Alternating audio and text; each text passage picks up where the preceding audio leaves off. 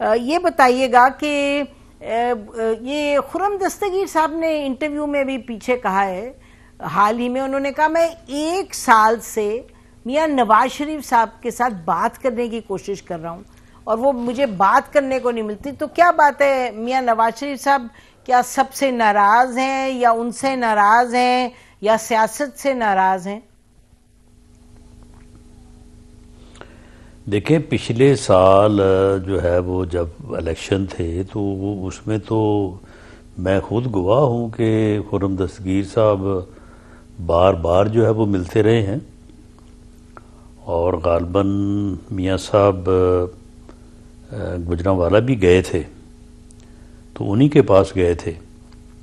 बाकी उसके बाद क्योंकि उनकी मसरूफियात रही हैं, कोई अपना जो है उनकी बैरून मुल्क भी वो गए, तो उसमें अगर वो मसरूफियत से कोई टाइम नहीं दे सके तो पार्टी के हवाले से भी जो है वो 1-2 मीटिंग्स हमारी जो है उनके लिए उन्होंने टाइम जो है वो पिछले दिनों में नहीं दे सके, बाहर जाना था उन्होंने, तो ये हो जाता है। तो एक्टिव तो नहीं रहे फिर मामला में? नहीं, वो ठीक है, नहीं बड़े एक्टिव हैं वो, बड़े हर तमाम मामलात, पार्टी के मामलात जो हैं, ये पिछले दिनों मेरा ख्याल 2 दिन पहले प्राइम मिनिस्टर साहब ने उनसे मीटिंग की है, सारी चीज़ें उनके साथ डिस्कस की हैं। लेकिन अभी यानी जो है वो इस लेवल पे कोई मीटिंग मेरा ख्याल है कि आने वाले दिनों में होगी जिसमें तमाम सीनियर लोग, जिसमें खुर्रम दस्तगीर साहब भी शामिल होंगे, सभी से मुलाकात भी होगी, बाकी जो है वो बाकी मामलात पे भी ऊपर सभी की जो है वो राय ली जाएगी। अच्छा राना साहब, ये बड़ी दिलचस्प बात आपने फरमाई। पहले आपने कहा कि हम इत्तेहादियों से बात करेंगे, तो आप कितनी अहमियत देते हैं पीटीआई के साथ डायलॉग को कि अभी तक आपने मैं सवाल कर रही हूँ कि आपने अभी तक इत्तेहादियों से इस पर कोई अपनी एक कॉमन नई स्ट्रैटेजी बनाई? क्योंकि ये मामला तो आपसे बात करने से तो हमेशा लगता है कि हुकूमत की नज़र में ये अहम मामला है, या फिर आप कहें कि अहम मामला नहीं है इसलिए हमने बात ही नहीं की इत्तेहादियों से कि कल को अगर डायलॉग का मामला उठे तो हम क्या करें? नहीं, देखें, इसमें जो है वो जिस तरह से on the floor of the house prime minister ने अपोजिशन को डायलॉग की दावत दी, उन्होंने ना उस वक्त उसे एक्सेप्ट किया, ना आज तक उन्होंने उनको ये बात जवाबन कही है कि हम आपकी दावत को एक्सेप्ट करते हैं या हमने अब ये फैसला किया हम आपके साथ बैठ के जो है वो तमाम इशूज़ के ऊपर जो है वो बात करेंगे। अभी तक, आज तक। राना साहब, ये तो बाकी एक कमेटी जो है वो उन्होंने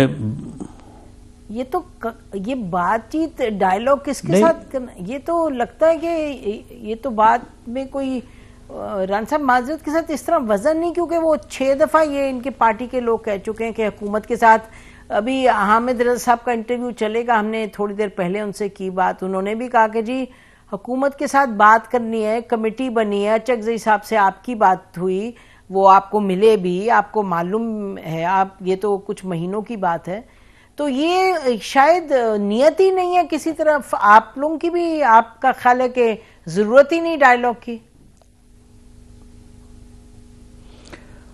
मामला ये है कि 24 नवंबर के जो उनका इस्लामाबाद का घिराव, जलाओ या हमला या यहाँ पे डी चौक पहुँचना था, उस वक्त तक तो डायलॉग उनकी जो है वो किताब में ही नहीं थे, उनकी सोच में नहीं थे। उस वक्त तक तो यही उनका प्रोग्राम था, इसी के लिए उन्होंने कोशिश की। तो अब अभी 26 नवंबर को गुजरे जो है वो कोई साल महीने तो नहीं हो गए, अभी ये कल की बात है।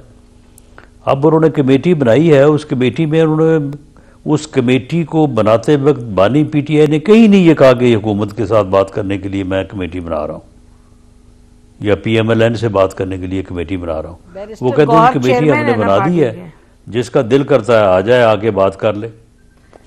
नान साहब चलें जी, ये तो बस फिर जो लोग सुन रहे हैं वही डिसाइड करेंगे किसकी कितनी नीयत है। मुझे ये बताइए कि आप डी चौक की बात आपने 2-3 मरतबा की, तो पहले ये कहा गया कि बिल्कुल फायरिंग नहीं हुई, कुछ नहीं हुई, गोली नहीं चली, फिर इन्होंने डिप्टी प्राइम मिनिस्टर सेनेटर इसहाक डार साहब ने, फॉरेन मिनिस्टर भी है, उन्होंने कहा कि जी हवाई फायर हुई थी। हवाई फायर की बात कहाँ से, क्यों, किसने की जी, यानी फायरिंग किसने की, हवाई फायर क्यों जरूरत? देखें, पुलिस रेंजर्स ऑन रिकॉर्ड है। आर्मी आर्टिकल 245 के तहत जिन जिन बिल्डिंग, जिन जिन जगहों पे तैनात थी, ठीक, वहां पे ऑन रिकॉर्ड कोई, किसी ने कोई फायर नहीं किया। रेंजर्स कोई फायर नहीं किया। पुलिस आईजी इस्लामाबाद इस बात की जो है वो तरदीद कर चुके हैं बड़े वाजे तौर पे कि हमारे पास वहाँ पे जो हमारी ड्यूटी थी ना, उनके पास वेपन्स नहीं थे, ठीक, फायर आर्म असला था, ठीक, ना हमने फायरिंग की। पुलिस ने बिल्कुल ये कहा है, सही। अब अगर वहाँ पे फायरिंग हुई है तो ये जो 10-15 हज़ार बंदा इनका था, जिनके सभी के पास हथियार थे, तो हवाई फायरिंग जो है वो भी तो कर सकते हैं ना।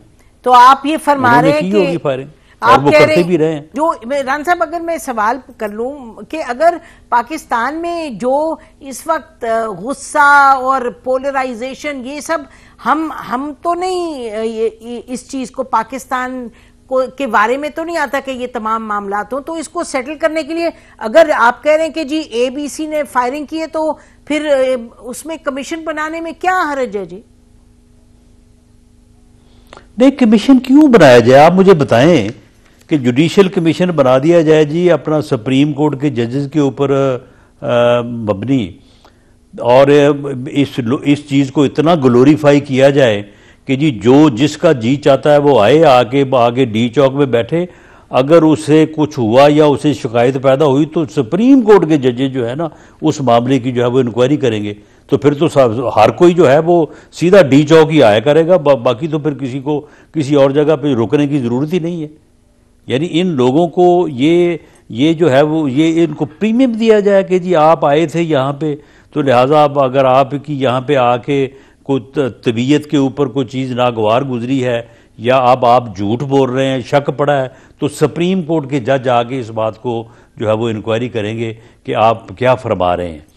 मामला ये है कि इस मामले की उन्होंने कोई FIR दर्ज करवाई है, किसी थाने में कोई दरख्वास्त दी है, किसी अदालत में कोई दरख्वास्त दी है। अगर उनका कोई क्लेम है तो वो आए सामने, उसकी इन्वेस्टिगेशन होगी, इन्वेस्टिगेशन के बाद जो है वो मामला अदालत में चला जाएगा। ठीक है, तो आप कह रहे हैं FIR नहीं कोई है, कोई कंप्लेंट नहीं है, तो किस वजह से कमीशन बनाई जाए? ठीक है, ये आपकी पोजीशन है राना साहब। आप JUI में कत्तन आज तक कोई एक आदमी ये कंप्लेंट लेके या ये दावा लेके नहीं आया, जो ये जलियांवाला बाग बना रहे हैं ना इसको, डी चौक को, कोई एक बंदा भी इस तरह से जो है वो एप्लीकेशन लेके आप कह रहे हैं कोई FIR FIR, ये खुद आए हैं। ठीक, आप सिर्फ प्रोपेगेंडा कर रहे हैं पूरी दुनिया में पाकिस्तान को बदनाम करने के लिए। अच्छा, ये बताइएगा कि JUI मौलाना फजल रहमान साहब के साथ आपकी बात हुई है, वो जो बिल है मदरसों का उस पर वो बहुत नाला है, और कल तो वो कह रहे थे कि जी प्रेसिडेंसी से बार बार रुकावट आ रही है, उसको अमेंड भी करके भेजा है, फिर भी नहीं पास किया जा रहा है। तो आप एज अ पॉलिटिकल एडवाइजर क्या दे रहे हैं एडवाइस गवर्नमेंट को जी, इसको हैंडल कैसे करें? क्योंकि जाहिर है JUI आपके साथ नहीं है, लेकिन फिर भी आप चाहते हैं कि वो पूरी PTI की तरफ न जाए। नहीं, देखें, ये मौलाना से एक मामला तय करके ये लेजिस्लेशन हुई थी, बाद में उसमें कोई दिक्कत आई है और उसी वजह से वो बिल जो है वो रुका है, वो नोटिफाई नहीं हुआ, उसकी असेंट नहीं हुई प्रेसिडेंट हाउस से। ये मामला मौलाना के साथ बैठ के उस दिक्कत को भी सामने रखना चाहिए, और मौलाना का मौक़िफ़ जो है वो बिल्कुल दुरुस्त है, ऐसे ही हुआ है, उनके साथ हमने तय किया था कि जी ये लेजिस्लेशन जो है वो होगी, तो मौलाना के साथ बैठ के वो दोनों चीज़ें जो है वो हल हो सकती हैं। यानी जो दिक्कत पैदा हुई है और एक नया रुख सामने आया है जो कि उस वक्त जब ये लेजिस्लेशन हुई शायद पेश नज़र नहीं था, दोनों नुक्ता नज़र जो है वो अकोमोडेट हो सकते हैं और ये मसला रिजॉल्व हो सकता है।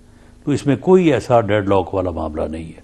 तो फिर मौलाना साहब शिकायत क्यों कर रहे हैं? जलसों में बात करें, उनके नुमाइंदे आके हर चैनल पर बात करें। शिकायत उनकी जायज़ है, वो शिकायत ठीक कर रहे हैं वो शिकायत। लेकिन हम उनके साथ बैठेंगे, आज उनके साथ रब्ता हो गया है। ठीक।